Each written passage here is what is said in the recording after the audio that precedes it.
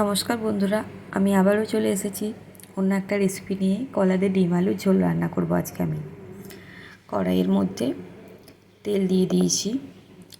এরপর আগের থেকে কেটে ভালোভাবে আলুগুলো ধুয়ে রেখে নিয়েছিলাম। এরপর ওই আলুগুলো কড়াইয়ে দিয়ে দিলাম, পরিমাণ মতো নুন হলুদ দিয়ে দিলাম। আলুগুলো একটু ভেজে নেব।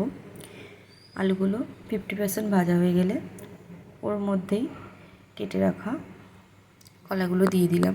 কলাগুলো দেওয়ার পর আবারও কিছুক্ষণ ভেজে নেব। ঢাকা দিয়ে দিলাম।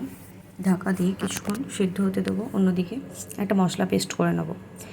পেঁয়াজ নিয়েছি, টমেটো নিয়েছি, লঙ্কা, আদা, রসুন এবং পেঁয়াজগুলো যা ছিল সবগুলোই মিক্সির মধ্যে দিয়ে দিলাম। দিয়ে একটা পেস্ট বানিয়ে নেব।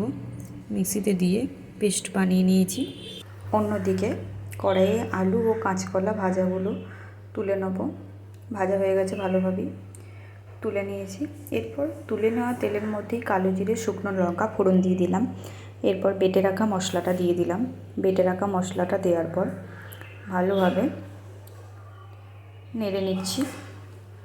ভালোভাবে নাড়া হয়ে গেছে। এরপর মশলাটায় জল ছেড়েছে, জল বেরিয়ে এসেছে।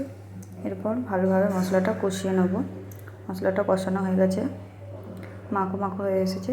এরপর ওর মধ্যে নুন, হলুদ, জিরে, ধনে দিয়ে দিলাম।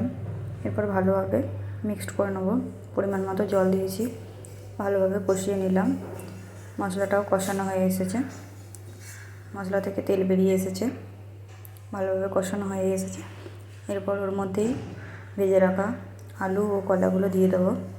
আলু ও কলাগুলো দেওয়ার পর ভালোভাবে মিক্স করে নিচ্ছি। ভালোভাবে মিক্স করা হয়ে এসেছে। এরপর 1 কাপ জল দিয়ে দিলাম। জল দিয়ে আরও ভালোভাবে মিক্স করে নিলাম। এরপর গ্যাসের ফ্লেমটা বাড়িয়ে দিলাম। তারপর 10 মিনিট ফুটিয়ে নেব। 10 মিনিট ফোটানোর পর ঢাকা দিয়ে দেবো। আবারও 10 মিনিট ফোটানো হয়ে গেছে, আবার একবার নেড়ে নিলাম। ভালোভাবে নাড়া হয়ে গেছে। এরপর পরিমাণ মতো আপনারা যতটা জল রাখবেন জল দিতে পারেন। আমি 1 কাপ জল দিয়েছি। জল দিয়ে আবারও ভালোভাবে ফুটিয়ে নিলাম। রান্নাটা আমাদের কমপ্লিট হয়ে এসেছে। এরপর আমি অন্যদিকে 2টো ডিম ভেজে নিয়েছি কড়াইয়ে। তারপরে ডিমগুলো দিয়ে দিলাম। ডিমগুলো দেওয়ার পর আবারও 5 মিনিট ফুটিয়ে নেব। ফোটানো ভালোভাবে হয়ে এসেছে, তাই গরম মশলা দিয়ে নামিয়ে নিলাম।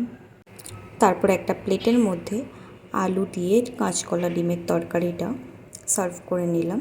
আবারও দেখা হবে আপনাদের সাথে অন্য কোনো ভিডিওতে।